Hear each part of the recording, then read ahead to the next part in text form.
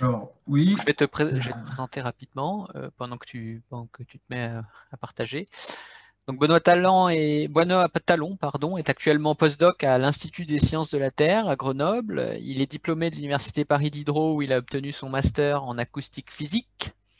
Il a ensuite réalisé sa thèse en acoustique physique à l'Université de Bordeaux, à l'Institut de mécanique et d'ingénierie, ou encore appelé l'I2M pour les intimes.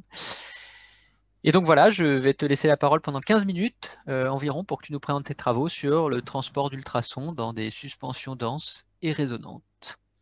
oui, alors merci Alexandre pour l'introduction. Donc oui, je vais vous présenter aujourd'hui les travaux que j'ai effectués donc, à l'I2M de Bordeaux avec Thomas Brunet et John Page de l'Université du Manitoba. Donc ici, ces travaux portent sur le transport des ultrasons donc dans des suspensions résonantes et on va piloter la densité d'hétérogénéité dans ces suspensions pour observer des effets sur le transport des ultrasons. Et notamment la subdiffusion, et on recherche dans ces cas la localisation d'Anderson des ultrasons. Alors, donc voici le plan de ma présentation. Donc, cet exposé, donc, comme j'ai dit, porte sur la conception de systèmes, modèles désordonnés qu'on utilise pour l'étude du transport subdiffusif des ultrasons et la localisation d'Anderson. Donc, je vais d'abord présenter quelques-uns de ces systèmes étudiés pour la diffusion des ondes acoustiques. Et ensuite, je justifierai le choix des suspensions fluides étudiées à Bordeaux. Et ensuite, je vais présenter donc d'une part le dispositif utilisé pour mesurer la transmission balistique à travers ces suspensions, qui nous permet de caractériser la suspension, notamment son libre parcours moyen. Et enfin, nous verrons comment optimiser la densité d'hétérogénéité dans nos suspensions pour observer la subdiffusion. Alors, je vais commencer d'abord avec l'introduction, donc quelques exemples de systèmes modèles. Alors, concernant les systèmes à 2D, j'ai pris comme exemple la forêt de tiges d'acier historiquement étudiée à l'Institut Langevin. Dans ces forêts de tiges, donc, les chercheurs du Langevin ont observé l'impact des résonances sur le transport diffusif des ondes, ainsi que la localisation à 2 dimensions. Donc, la localisation qui a un effet de piégeage des ondes autour de la source à cause du désordre. À 3D, pour les systèmes tridimensionnels, j'ai choisi les échantillons granulaires, donc étudiés par le groupe de John Page à Winnipeg. L'équipe de John a également observé la diffusion résonante dans des suspensions de billes de verre. Ensuite, ils ont augmenté le pouvoir de diffusion de ces systèmes en utilisant des billes d'aluminium fritées. Et c'est dans ces milieux qu'a été observée la localisation 3D des ondes acoustiques. Alors, il y a cependant deux inconvénients avec ces types de systèmes. D'abord, il s'agit de matériaux solides, ce qui rend impossible en fait, l'exploration du champ d'onde in situ. Et ce type en fait, d'observation au cœur de la matière est très important pour nous, pour vérifier la théorie selon laquelle, dans un régime de subdiffusion, la diffusivité varie à l'intérieur du milieu. Et le second type d'inconvénient avec cet échantillon est qu'il ne permet pas d'analogie simple avec les systèmes optiques. Dans les systèmes optiques, comme les poudres de dioxyde de titane, par exemple, on a des particules lentes, on a des particules dont l'indice de réfraction est élevé, ce qui signifie que les ondes se propagent plus lentement dans les particules que dans le milieu environnant. Dans les systèmes acoustiques ici, on a des diffuseurs solides, donc de verre, d'acier ou d'aluminium, qui ont une vitesse plus élevée que l'eau dans laquelle ils sont immergés. C'est dans ce contexte qu'à Bordeaux, on a proposé l'utilisation de la matière molle, avec notamment des systèmes fluides de gouttes lentes suspendues dans de l'eau. Donc ici, on règle les deux problèmes mentionnés précédemment, puisqu'on a des particules avec une vitesse du son faible et des matériaux fluides qui permettent l'observation in situ du champ d'onde. Donc, ces suspensions sont constituées d'un gel aqueux et d'huile fluorée, qui sont tous les deux des matériaux très faiblement absorbants pour les ultrasons. Donc, ici, ce point est important pour nous, car les effets de subdiffusion peuvent être masqués en fait, par ces effets d'absorption. Ensuite, une autre propriété du système est qu'il possède un caractère fortement résonant, dû au contraste de vitesse du son entre le gel et l'huile, entre les gouttes et le gel environnant. Donc, on verra par la suite que ces résonances en fait, conduisent à un accroissement de la diffusion des ondes qui se traduit par de faibles valeurs de libre parcours moyen. Donc, en pilotant la concentration en gouttes d'huile, on peut choisir la valeur de ce libre parcours moyen. Pour des suspensions diluées, on a un faible désordre, donc un libre parcours moyen élevé ou comparable à la longueur d'onde, et donc on observe une diffusion classique des ondes. À l'inverse, pour des suspensions denses, très concentrées en gouttes d'huile, le libre parcours moyen devient petit par rapport à la longueur d'onde, et dans ce cas, on espère piéger les ondes dans notre milieu désordonné pour observer la localisation d'Anderson. Alors, comment on fabrique ces émulsions? Donc, on utilise un dispositif millifluidique piloté par un système robotique qui nous permet de contrôler précisément le rayon moyen des gouttes et d'assurer aussi une faible dispersion en taille de ces gouttes. Ce qui est un point important pour nous, car cette faible dispersion est nécessaire pour avoir des forts effets résonants.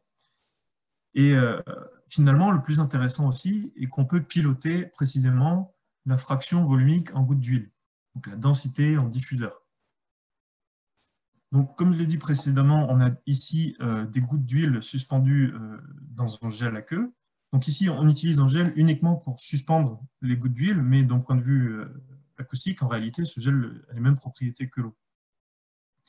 Et donc, comme on le voit sur la dépendance fréquentielle ici de la section efficace de diffusion, pour certaines fréquences, on a des effets de résonance qui se traduisent par un accroissement du pouvoir de diffusion de notre suspension, donc des pics de section efficace de section de diffusion. Et ces résonances apparaissent en fait lorsque la longueur d'onde incidente correspond à un multiple de la longueur d'onde dans la goutte. Donc dans ce cas-là, on excite des modes de résonance de forme de la goutte qui diffusent très fortement l'onde incidente. Donc, maintenant, je vais vous présenter donc, le dispositif de mesure balistique qui nous permet de caractériser ces résonances, le pouvoir de diffusion de nos échantillons. Donc, pour mesurer la transmission balistique, on utilise en fait des transducteurs à ultrasons directement immergés dans notre émulsion. Et ces transducteurs en fait, ont une large surface qui permet de moyenner spatialement le champ acoustique. Donc, on a une mesure du champ balistique transmis en minimisant l'effet du speckle, l'effet des ondes multiplement diffusées. Donc, en divisant le spectre de l'onde balistique par un spectre de référence mesuré dans l'eau, on a accès au libre parcours moyen dans notre suspension. Donc, notre dispositif ici permet de mesurer ce libre parcours moyen sur une large gamme de fréquences et d'observer les effets des résonances, ici les flèches rouges, des gouttes d'huile sur notre libre parcours moyen. Donc, à ces résonances, on a des creux de transmission et donc des chutes du libre parcours moyen. Donc pour ces fréquences, l'onde incidente est diffusée sur des distances de plus en plus courtes.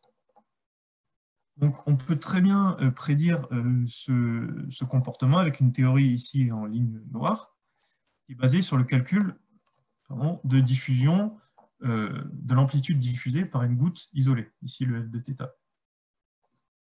D'après la théorie, on pourrait réduire encore plus ce libre parcours moyen en augmentant la concentration en gouttes d'huile. Donc c'est ce qu'on souhaite faire pour observer la localisation, c'est réduire ce libre parcours moyen pour qu'il devienne plus petit que la longueur d'onde. Donc cette localisation en fait, se manifeste par un arrêt du transport diffusif des ondes.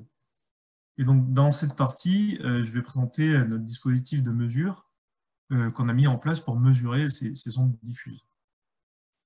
Donc pour commencer, on va étudier une suspension diluée, donc avec un désordre faible, dans lequel on n'attend pas d'effet de localisation. Donc voici le dispositif de mesure mis en place. Donc ici, on remplace en fait le transducteur de mesure par un hydrophone ponctuel qui est sensible aux variations spatiales du champ.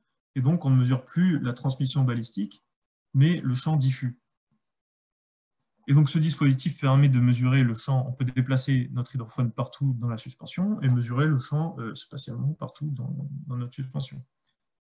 On peut également créer, avec ce dispositif, une source ponctuelle, et le transport de l'énergie injectée par ce point source va obéir à un processus de diffusion, type diffusion de la chaleur. Donc on mesure un halo diffus qui va s'étaler dans l'espace et le temps avec une diffusivité caractéristique B, que l'on peut mesurer en mesurant la dépendance temporelle de la largeur du halo de diffusion. Et donc notamment, le carré de cette largeur va être une fonction linéaire du temps qui dépend directement de la diffusivité D. Donc, en mesurant donc, ce paramètre pour plusieurs fréquences, on observe l'impact des résonances autour duquel le transport diffusif est ralenti. Et on prédit très bien, encore une fois, ce comportement ici avec nos prédictions en ligne noire, basées sur le calcul du facteur d'anisotropie et du délai de diffusion, tous les deux calculés par les propriétés de diffusion d'une goutte isolée.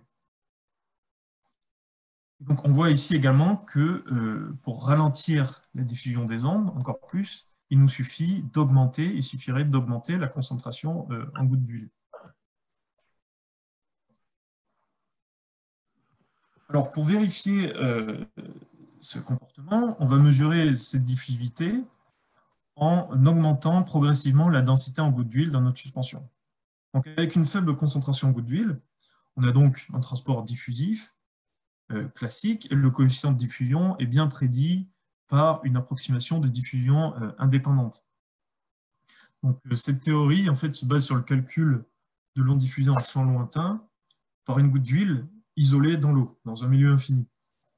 On somme ensuite cette contribution sur le nombre de gouttes pour obtenir la diffusion totale de notre suspension. Donc, cette approximation est valable dans le cas d'un désordre faible, pour des suspensions diluées, où les gouttes sont trop éloignées les unes des autres pour interagir mutuellement. Cependant, on voit que pour plus de 10% de gouttes d'huile, cette approximation n'est plus valable. Donc, pour de très fortes concentrations en gouttes d'huile, donc les gouttes sont trop proches les unes des autres pour que cette approximation de diffusion indépendante soit valable. Et de plus, augmenter la concentration en gouttes d'huile n'a pas permis de ralentir la diffusion, d'obtenir un régime de localisation de subdiffusion.